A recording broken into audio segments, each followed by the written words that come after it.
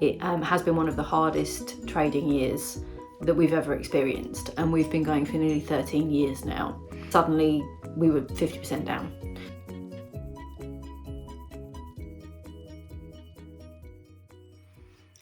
Hi, my name is Chiara. If you're new here, I'm a small business owner in the UK. I've been running my business for 12 years, and this video is all about has Christmas saved our business? So by that I mean, have the orders that we've made over Christmas stopped our business basically from disaster? So this year, 2024, as some of you may know, especially if you have a small business, it has been one of the hardest trading years that we've ever experienced, and we've been going for nearly 13 years now. We've never experienced anything quite like it, to be honest, and it's the first year that I think that, well, the first year that we've ever not made a profit. So we are a limited company. Our tax year starts in April. So from April of 2024 until April 2025, that will be the tax year that our company runs for. And we've had like the odd month in the past where we might not have made a profit, but we usually sort of make it up. It's if we've had to buy lots of stock or something like that. And it's never usually a concern. And then Christmas is usually the time where we make the majority of our money for the year. But this year has been the first year that we've come into Christmas with a minus figure in terms of profit. And that's obviously not great because you can't run a business if you're not making any profit. So I had my concerns sort of early on, and my husband and I, who runs the business with me, we were talking about, okay, what are we going to do to try and turn this around? We tried a few different things. So we brought in somebody to handle our social media, who was brilliant. We were really, really happy with the job that they were doing, with the content that was being created. We felt it was very on brand. They worked actually in the office with us, so it was all very sort of fresh and you know, very much of sort of our personality and character coming across. But it just feels like, I don't know, I think maybe people are sort of sick of being sold to, and it sort of it just didn't have the impact that we needed it to have, basically. We have brand reps that represent our products.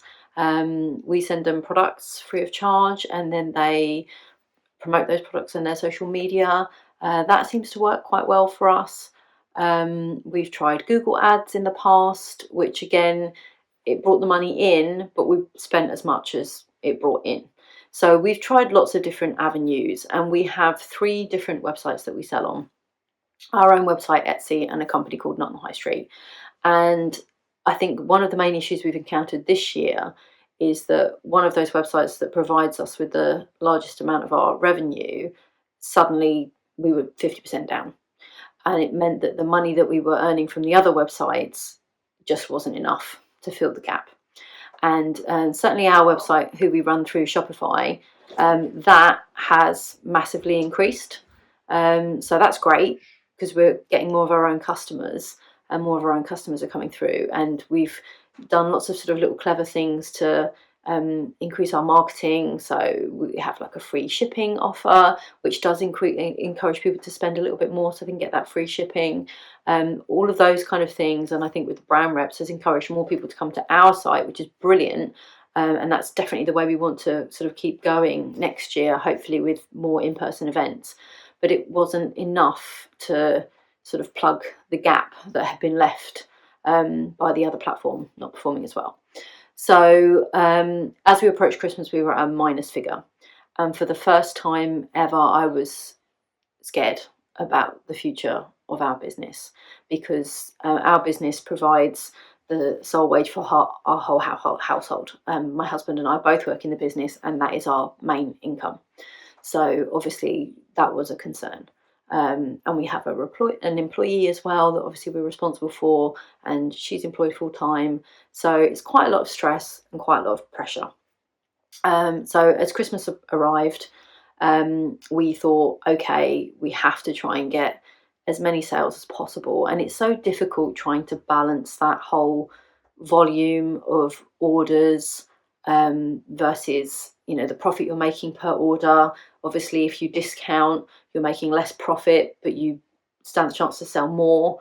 And that's one of the things I've always struggled with, is understanding the volume of selling in order to make the right kind of money.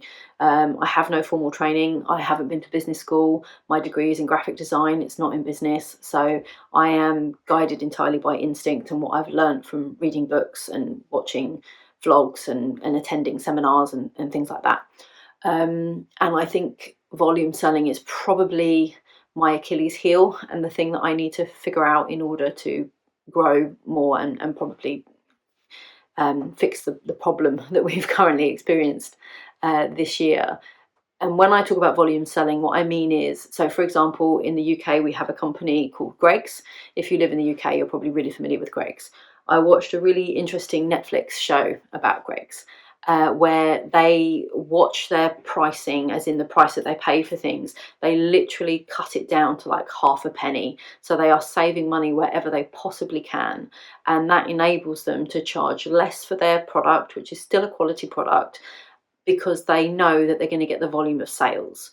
So whilst they might, let's say, for example, they make, I don't know, 50p on every sausage roll they sell. Well, if they've got 100,000 people buying those sausage rolls and making 50p profit, it would be, the same as if they had, they were making more money per sausage roll sold, but less people were buying them. So they kind of bank on having that volume to be able to make the money that they need. And with us, because our products would be considered in the lower end of the price scale, so most of our products are around about the £10 mark, they're not expensive products, it means that we do need to sell a lot of them to make the money that we need to make. And our operating expenses, because we have grown the business to the size it is now, are quite expensive. We have rent, which I've mentioned before. Our rent is about £700 a month. Plus we have service charges on top of that. So that brings it to around about £1,000 a month. We have obviously wage bill, which takes up a significant portion of our overheads. We have other things like we have to pay for Adobe Photoshop. We have to pay for email marketing. We pay for Dropbox to hold all of our files securely. We have commission to pay to the websites that we sell on. One of our biggest charges is our postage bill, because we're an online company, so everything is posted. Because we have earned over a certain threshold, we're VAT registered. So every single item we sell, we have to give 20% to the government. So if we sell something for £10, we're actually only seeing £8 of that. So it's all those kind of things that mean that our break-even point is quite high. We have to sell over a certain amount before we start making any profit, basically. So when we went into Christmas, we had early on in the year taken out an overdraft. I don't really like borrowing money or loans, and we'd never needed an overdraft before, but I thought that we probably would this year. So we'd taken out an overdraft of around about £3,500, and we hadn't really used it. But as we got towards Christmas, the bigger bills started to come in. We needed to buy stock in to be able to sell, and the more stock you buy, the cheaper it is. So obviously then you make a better profit margin. So I think by the time the beginning of December rolled around, which is obviously peak trading season, we were just over £7,000 into our overdraft, because we'd increased it to £10,000, which was making me very uncomfortable, because we are personally liable for that overdraft if the business can't pay it, and that's a lot of money to be personally responsible for, and it's a risk.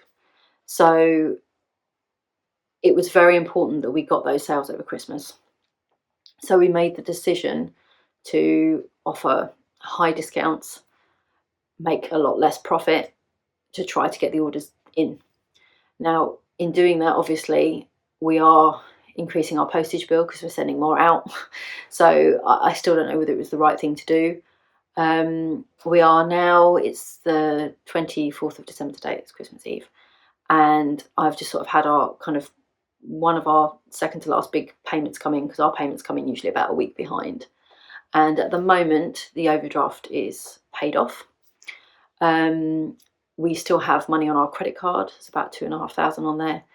and I'm looking at the money that we've got in our accounts, and I use a method called Profit First, which I've talked about in a previous video.